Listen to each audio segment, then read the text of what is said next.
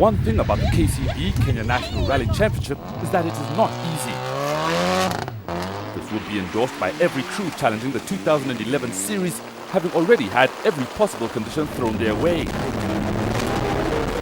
For the sixth round of the season, competitors headed to Kisumu, situated on the edge of Lake Victoria, and once again, it was not looking good. It was the KCB Advantage Banking Rally, and apart from this premier service offered by the bank, the rally held another advantage.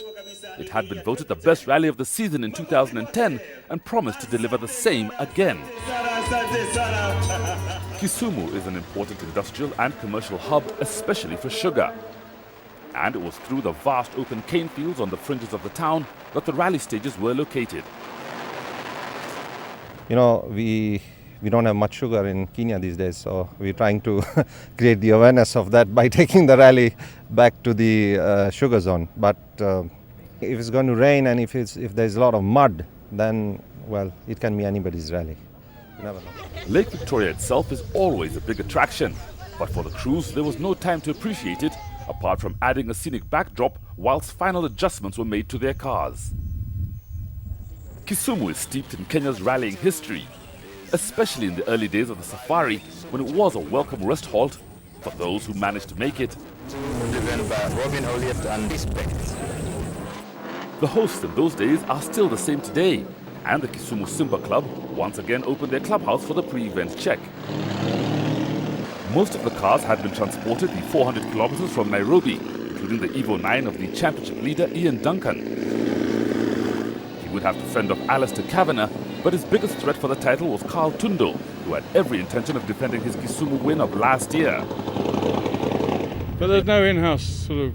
There's certainly no team orders as to who wins or comes second. Yeah, who's going to win? I think it'll be me, but... Others with a chance of winning included Azar Anwar in an Evo 8, Peter Horsey in the hybrid pickup, and Baldev Chaga, who has yet to make his mark in the N14. As the cars continued to be scrutineered, the crews returned from recce, and they now knew what to expect. You said you didn't like driving in mud. I don't like it. I still don't like it. Have you looked behind you? That's where the route is. I just don't like it. I don't like it. With the formalities complete, the 38 cars entered gathered in the overnight Parc Fermé as the skies over the stages in the distance behind became darker and darker. In the other direction, the sunset looking over the lake was stunning, but it was only a teaser, as later into the night a storm gathered directly overhead. At dawn the following morning, the cars arrived in convoy, lining up to take their turn for the official start from outside the KCB Bank in the town centre. I'm pleased to welcome you all to KCB Kisumu branch for the flagging of this KCB Advantage Banking Rally. Up first were Azar Anwar and Julius Gige, who had been drawn to lead the field, which they hoped would be to their advantage. Among the many VIPs present was the recently elected Kenya Motorsports Federation Chairman Dave Masharia, standing alongside the District Commissioner. 2, 1!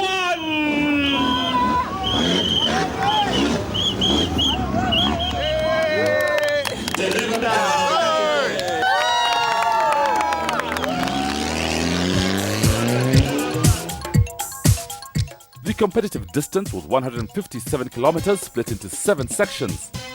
The opening 2 stages were only run once, stages 3 and 4 twice, and the final stage partially ran along stage 3 before branching off.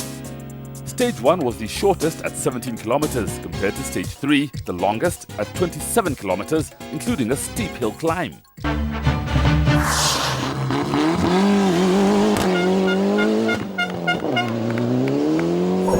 Much to the relief of everyone, the overnight rainstorm had missed the route, and whilst there were a few slippery patches, the route was predominantly dry. Is a right into double cushions. Azar Anwar and Julius Gigo were pushing the Evo 8 hard, but it lacked the top-end speed of the others, and were only 6th fastest through stage 1. The more technical stages 3 and 4 gave them a chance to gain what they'd lost, and had climbed 2 places to 4th, where they lost all drive and were forced into retirement. It's not driving any gear, transfer box or something.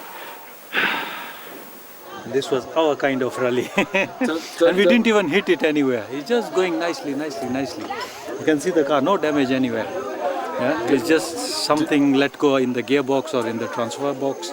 And now the engine runs, but the car doesn't move. Grasping the early lead were Carl Tundo and Tim Jessup, who were fully committed, picking their lines with precision. They were fastest through stage 2, and with all the top cars equally matched, the pace was relentless.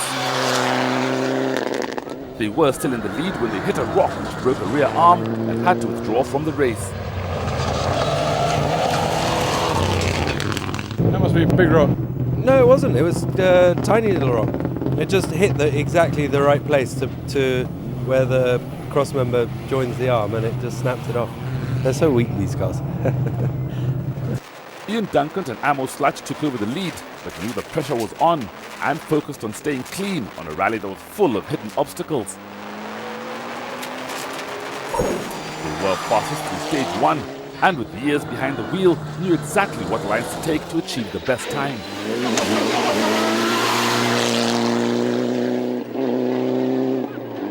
No, I mean, we were going really quick, and then poor Flash broke down. So once he's gone, then it's like, so we need to consolidate some points. Yeah, you got it in the bag now. Well, no, we don't have anything in any bags. It's like